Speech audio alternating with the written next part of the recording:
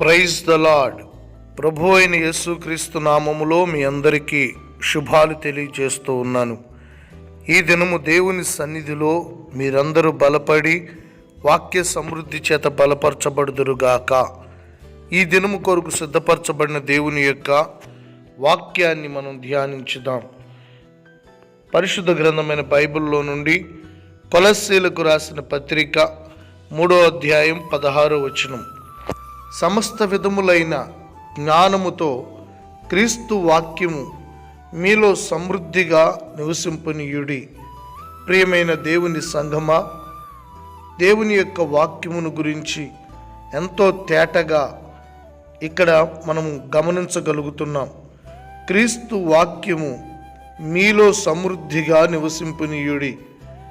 యేసు క్రీస్తును గురించినటువంటి వాక్యమును నీవు వినాలి, ఆ వాక్యము చేత బలపరచబడాలి. అంత మాత్రమే కాదు, కానీ దేవుని యొక్క వాక్యం యొక్క సమృద్ధితో, వాక్య సమృద్ధి నీలో ఉండునట్లుగా ఎల్లప్పుడూ నువ్వు గమనించుకోవాలి. ఒక వాక్యము 2 వాక్యాలు తెలిసి తెలియనట్టు కాదు, కానీ ప్రతి వాక్యమును నీ హృదయంలో దాచుకుని వాక్యము చేత బలపడి వాక్యము చేత నడిపించబడాలి. ఎందుకనగా వాక్యమే దేవుడై ఉన్నారు.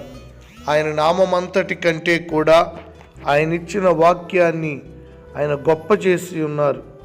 వాక్యం యొక్క వెలుగులో జీవితమును సరిచేసుకుని వాక్యము చేత పరిశుద్ధపరచబడి వాక్యము చేత నూతనపరచబడి వాక్యమంతా హృదయముతో నింపుకొని దేవుని మార్గంలో నువ్వు నడవాలి.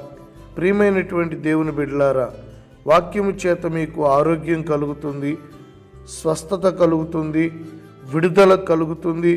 వాక్యము చేతనే మీరు దుష్టుణ్ణి జయించగలుగుతారు, అపవాది యొక్క తంత్రములను గ్రహించగలుగుతారు, దేవుని జ్ఞానముతో నింపబడతారు.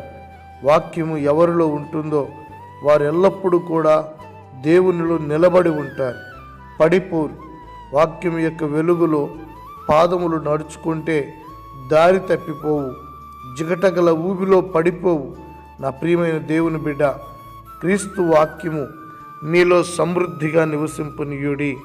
సమృద్ధిగా వాక్యం మీలో నివసించాలంటే సమృద్ధిగా వాక్యాన్ని మీరు వినాలి, సమృద్ధిగా వాక్యాన్ని ధ్యానించాలి, సమృద్ధిగా వాక్యాన్ని చదవాలి, సమృద్ధిగా వాక్యమును మాట్లాడాలి. క్రీస్తు వాక్యము మీలో సమృద్ధిగా ఉండాలి.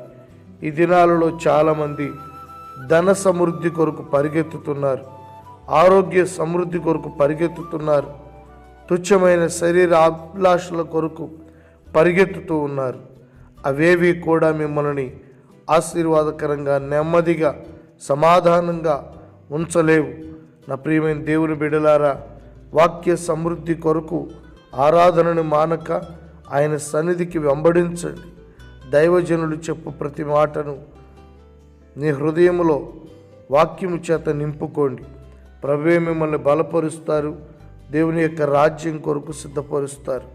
వాక్యము మీలో సమృద్ధిగా ఉంటే మీ ప్రాణాత్మ శరీరాలు నవనూతనమైన శక్తితో నింపబడి ప్రభు యొక్క రాకడ కొరకు సిద్ధపడతాయి. అనేకులకు ఆ వాక్యాన్ని ప్రకటించగలిగిన వారు అవుతారు. మీలో వాక్యం ఉంటే ఆ వాక్యమే బయటికి వెల్లడగుతుంది. వాక్యం వెలుగు కదా. సమృద్ధిగా వాక్యం మీలో ఉంటే మీలో సమృద్ధి అయిన వెలుగు ఉంటుంది. దేవుని వాక్యం చేత బలపరచబడండి. సమస్త విధములైన జ్ఞానముతో దేవుని వాక్యాన్ని కలిగి నడుచుకోమని ప్రేమతో తెలియజేస్తూ ఉన్నాను. ప్రార్థన చేసుకుందాం. ప్రేమ స్వరూపుడు అయిన మా తండ్రి, సమస్త విధములైన జ్ఞానముతో క్రీస్తు వాక్యం మీలో సమృద్ధిగా నివసింపుడేయండి అని తెలియజేసిన నీ మాటను బట్టి స్తోత్రాలు. ప్రతి బిడ్డ ప్రభువా, నీ సన్నిధిని మానక, నిన్ను వెంబడించుట మానక, నీ మార్గములో నడిచి ఉపదేశమును విని దాని సమృద్ధితో నింపుకొనినట్లుగా హృదయంలో వాక్య సమృద్ధిని కలిగిన వారై నీ రాజ్యమునకు సిద్ధపడుటకు సహాయం చేయండి. అయినా నీ మందిరంలో ఉన్న వాక్యము చేత నీ బిడ్డలు నింపి నీ రాజ్యము కొరకు సిద్ధపరచండి. యేసుక్రీస్తు నామములో అడుగుతున్నాను తండ్రి, ఆమేన్.